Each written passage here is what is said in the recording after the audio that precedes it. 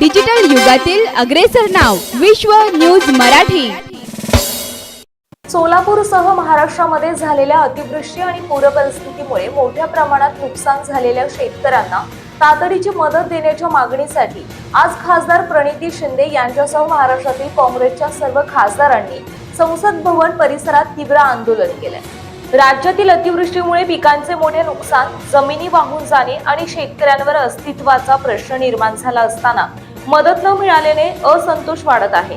राज्य सरकारने केंद्राकडे मदतीचा प्रस्ताव पाठवल्याचा दावा केला असला तरी कृषी मंत्र्यांनी सभागृहात असा कोणताही प्रस्ताव प्राप्त झालेला नसल्याचे स्पष्ट केल्याने शेतकऱ्यांची मोठी फसवणूक झाल्याचा आरोप विरोधकांकडून करण्यात येत आहे।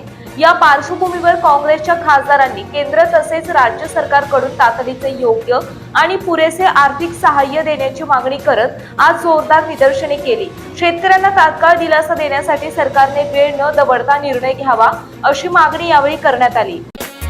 विश्व न्यूज मराठीची जाहिरात म्हणजे आपल्या उद्योगाची भरभराट। आपल्या व्यवसायाच्या उत्कृष्ट जाहिरातीसाठी आजच संपर्क करा।